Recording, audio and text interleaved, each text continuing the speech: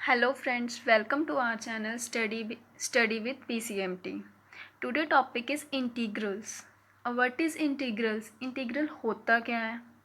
जैसे हमें पता है कि एडिशन का इन्वर्स क्या होगा?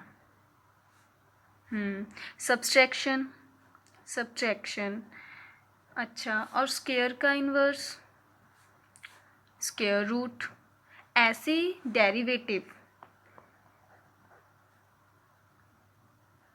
डेरिवेटिव का इन्वर्स इंटीग्रेशन। तो इंटीग्रल्स या इंटीग्रेशन की डेफिनेशन हम क्या लिखेंगे? Inverse of derivative is known as integral. ठीक है, अब इसको हम इन्वर्स ऑफ डेरिवेटिव है तो इसको हम एंटी डेरिवेटिव भी बोल देते हैं। Anti derivative, it is also known as anti derivative. अब हम देखते हैं कि function of integral of function कैसे लिखा जाता है। ये होता है साइन इंटीग्रल का। ठीक है, ऐसे। अब इंटीग्रल हमने किसका करना है? फंक्शन का, एफ ऑफ एक्स। जैसे हम डेरिवेटिव करते थे f of x, derivative of f of x या डेरिवेटिव ऑफ फंक्शन, वैसे integral of function with respect to x. Derivative हम क्या करते थे? Function with respect to d x. X तो डी एक्स नीचे लिखते थे, इंटीग्रल में यहाँ पे लिखेंगे। ठीक है, ये वेरिएबल हो गया of integration, that is integral of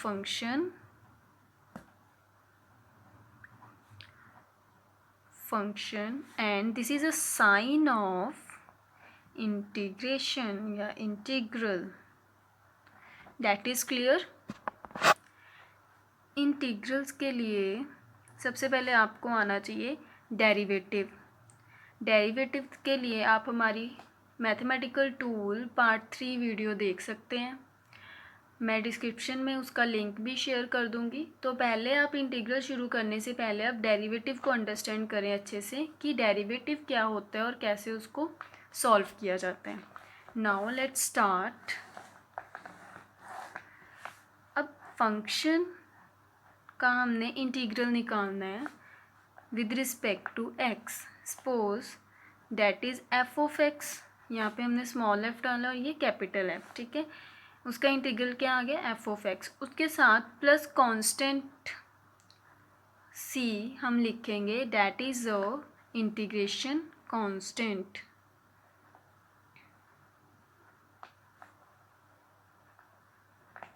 okay, next हम स्टार्ट करते हैं फॉर्मूला से। First is integral of x raise to power n with respect to x is equals to. अब इसका इंटीग्रल क्या होगा? X raise to power n है, x as it is, इसमें पावर में 1 प्लस हो जाएगा। डेरिवेटिव में क्या होता था? पावर में से 1 माइनस हो जाता था। इसमें क्या होगा? पावर में से 1 प्लस हो जाएगा। ठीक है, अपॉन जो पावर वाली टर्म बनी n+1, उसको एज इट इज़ डिनोमिनेटर में लिख देंगे। अब डेरिवेटिव में क्या होता था? पावर आगे आ जाती थी और मतलब पावर जो थी मल्टीप्लाई होती थी। इंटीग्रल में पावर क्या होगी आपकी?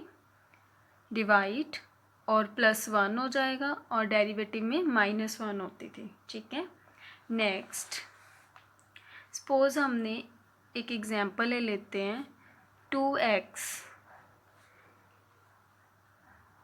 क्या इंटीग्रल निकालना है with respect to x is 2 is constant term, 2 बाहर लिख लेंगे इंटीग्रल के, x का इंटीग्रल निकाल लेंगे। अब क्या करेंगे? x1 पावर 1 है, 1 में 1 प्लस कर देंगे upon 1 + 1 plus c is 2 x² upon 2 plus c। अब 2 से 2 कैंसिल तो x² प्लस c।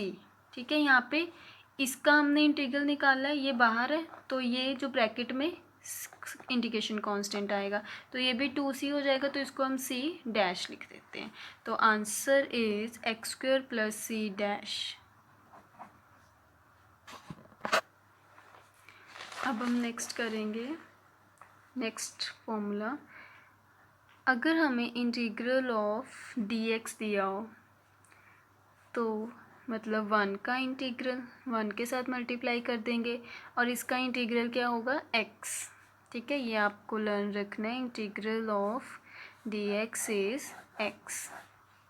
नेक्स्ट हम ट्रिग्नोमेट्री के फंक्शंस के साथ फॉर्मूलाज कर लेते हैं। साइन x का क्या होगा, minus of cos x plus c और अपॉन डेरिवेटिव ऑफ फंक्शन। अब इसमें हम फिर डेरिवेटिव निकाल रहे हैं। अब क्या है, इसमें साइन एक्स ले लिया, ठीक है, उसका डेरिवेटिव क्या होता था, कॉज एक्स। ठीक है, अब इसमें क्या होएगा, साइन एक्स, एक second, derivative of sine x is cos x and derivative of cos x is sine x, ये माइनस। ठीक है, तो अब साइन एक्स का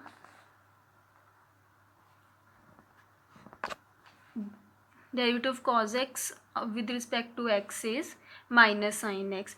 अब साइन एक्स का डेरिवेटिव ऑफ कॉज एक्स तो अपना ये है साइन एक्स। अगर हम बोथ साइड इंटीग्रल ऐड कर देंगे तो ये डेरिवेटिव तो एंटी डेरिवेटिव और डेरिवेटिव ये कैंसिल हो गया, तो cos x is equals to minus of sine x, ये वाला साइन यहाँ पे आ जाएगा माइनस का, तो integral of sine x is cos x minus of cos x. तो साइन एक्स का इंटीग्रल क्या हो गया, माइनस कॉज एक्स। ठीक है, प्लस वो इंटीग्रेशन कांस्टेंट। अब कॉज एक्स, सपोज अगर यहाँ पे होता साइन 2x, फिर क्या होना था, माइनस कॉज 2x अपॉन जो एंगल है उसका डेरिवेटिव डिनोमिनेटर में, कॉज 2x का डेरिवेटिव 2। ठीक है, एक और सम कर लेते हैं इसके रिलेटेड। साइन 2x प्लस 3 का इंटीग्रल निकालना है आपने विद रिस्पेक्ट टू dx, तो ये हो जाएगा minus of cos angle upon derivative of angle with respect to x is cos 2x plus 3 upon derivative of 2x plus 3 क्या होगा, 2x का डेरिवेटिव इज 2 और 3 का 0, तो 2 इसका आंसर आ जाएगा। ठीक है, नेक्स्ट फॉर्मूला करते हैं। अब cos k x D x के लिख दिया है मैंने यहाँ पे। ठीक है, अगर ये 1 होगा तो डेरिवेटिव ऑफ 1 निकाल लेंगे हम, तो cos x is equals to cos k x is equals to sine k x upon k plus c integration constant. Next secant square x, मतलब जो डेरिवेटिव के फॉर्मूले थे बस इंटीग्रल में उसका उल्टा हो जाएगा। ठीक है, हम डेरिवेटिव ऑफ tan x करते थे, क्या होता था सीकेंट स्क्वायर एक्स, तो सीकेंट स्क्वायर एक्स का इंटीग्रल tan x होगा। ठीक है, अगर आपको डेरिवेटिव के फॉर्मूलाज आते हैं तो इंटीग्रल के फॉर्मूलाज कोई टफ नहीं है लर्न रखने। Next cosecant square x with respect to x is equals to minus cot x plus c, बस आपने ये इंटीग्रेशन कॉन्स्टेंट जरूर लगाना है साथ में। secant x tan x dx is equals to इसका आएगा secant x plus c. Next is cosecant x cot x dx is equals to minus cosecant x plus c. ठीक है, नेक्स्ट है integration of 1 upon a x plus b with respect to x, तो इसका क्या formula होगा।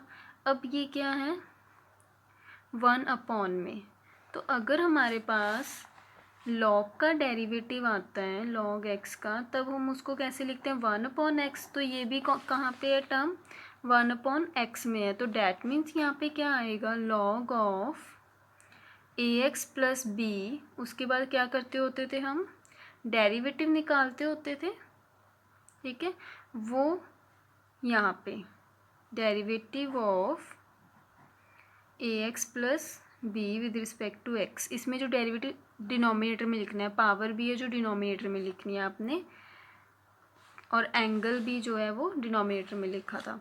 तो इसको solve करेंगे, यहाँ पे कर लेते हैं integration of 1/ax plus b dx log ax plus b upon derivative of ax plus b log ax plus b upon इसका डेरिवेटिव ax का a प्लस b का 0। तो ये आपके पास आ गया 1/a log ax plus b is answer plus c। Some examples कर लेते हैं हम। Integral of x raise to पर 5 dx, इसका क्या इंटीग्रल निकलेगा कि x raise to power 5 plus 1, power में 1 ऐड हो गया, upon 5 plus 1 plus c, x raise to power 6 upon 6। Second is 1/√x dx, इसका इंटीग्रल कैसे निकलेगा, 1/x⁴ 1/2 है, ठीक है, इसको ऊपर ले जाते हैं हम कि ऊपर ले जाएंगे, x⁻⁻ -1/2 आ जाएगा, ठीक है। अब इसका इंटीग्रल निकालना है, x⁻⁻ -1/2 प्लस 1 -1/2 प्लस 1, तो ये आ जाएगा x⁻⁻ 1/2 इज़ 2√x, ठीक है। नेक्स्ट है कि अगर के f(x) दिया हो तो कांस्टेंट टर्म कहाँ पे आ जाएगी, बाहर आ जाएगी, और हम इंटीग्रल किसका निकालेंगे, f(x) का, ठीक है। उसके बाद है कि अगर आपको f(x) एक फ़ंक्शन और g(x) एक फ़ंक्शन दिया हो, इनका इंटीग्रल निकालना है आपने विद रिस्पेक्ट टू x, तो पहले आप निकालोगे f(x) का, फिर प्लस g(x) का इंटीग्रल, ठीक है। अगर यहाँ पे प्लस है तो यहाँ प्लस, माइनस है तो यहाँ पे माइनस आ जाएगा। नेक्स्ट, ये जो अभी हमने इंटीग्रल्स की एग्जांपल की, ये था आपका इनडेफिनेट इंटीग्रल, ठीक है। अब हम करेंगे डेफिनाइट इंटीग्रल और लिमिट विद लिमिट, ठीक है, लिमिट ऑफ इंटीग्रल। अब लिमिट ऑफ डेफिनाइट इंटीग्रल में हमें कोई लिमिट नहीं दी हुई थी कि यहाँ से यहाँ तक। अब लिमिट ऑफ इंटीग्रल का क्या मीनिंग है, सपोज एक ग्राफ है आपके पास, यहाँ पे कोई ऑब्जेक्ट है या कोई प्लेन है, ठीक है, आपको बोल दिया है कि आपने इससे x1 है सपोज यहाँ पे, और x = यहाँ पे 10 है, यहाँ पे आपको लिमिट सेट कर दी है कि 1 to 10 तक आपने इसका इंटीग्रल निकालना है। तो ये होगा इंटीग्रल, सपोज हम इसको a और b लिख लेते हैं फॉर्मूला में, a b integral of f(x) with respect to x from a to b, it is called definite integral, कि हमें पता है कि यहाँ से यहाँ तक हमने इंटीग्रल इसका निकालना है, ठीक है। ये इंटीग्रल का साइन हो गया, ये अपर लिमिट ऑफ इंटीग्रेशन,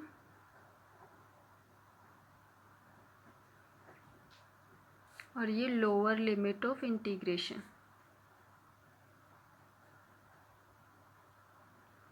ठीक है। एक एग्जांपल कर लेते हैं डेफिनाइट इंटीग्रल की। सपोज आपको कोई एरिया दिया हुआ है, ये लाइन है y = x, मतलब f(x) फंक्शन है, x आपके पास, ठीक है।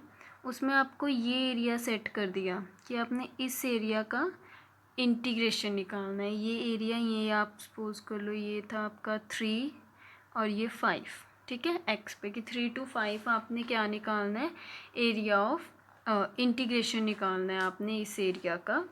तो आपको फंक्शन दिया हुआ है कि integration of x with respect to x from 3 to 5, तो पहले हम वैसे ही इंटीग्रेशन निकालेंगे, x का integration x⁻⁴ 1 + 1 power, sorry integration हट जाएगा ना, x⁻⁴ 1 है तो 1 + 1 अपॉन 1 + 1, ठीक है। उसके बाद इसको स्क्वायर ब्रैकेट यहाँ पे लिखेंगे कि 3 से 5 तक हमने इसको सॉल्व करना है।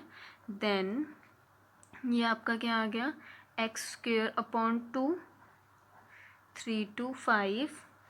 ये चाहे 1/2 आप बाहर लिख लो, चाहे अंदर ही रहने दो, इसमें आंसर में कोई फ़र्क नहीं पड़ेगा।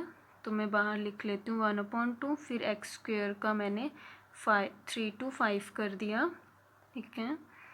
फिर अब 1/2, अब पहले हमने अपर लिमिट फिल करनी है, ठीक है। एक्स की जगह पे 5 पुट किया, 5 स्क्वायर माइनस, फिर लोअर लिमिट फिल करनी है 3 स्क्वायर, ठीक है। सॉल्व करना है 1/2, 5 5 ज़ा 25, 3 3 ज़ा 9। अब 25 में से 9 माइनस किया 16, इसको कैंसिल, 2 2 8 ज़ा 16, 8 इज़ आंसर। तो डेफिनेट इंटीग्रल ऐसे सॉल्व होता है कि आपको कोई एरिया दे देंगे पर्टिकुलर, उसका आपने इतने से इतने लिमिट तक उसका इंटीग्रल निकालना है। आई होप कि ये वीडियो आपके लिए यूज़फुल हो। प्लीज़ शेयर ज़रूर करें अपने फ्रेंड्स के साथ अगर आपको पसंद आई video, and like and subscribe ज़रूर करें। Thank you very much.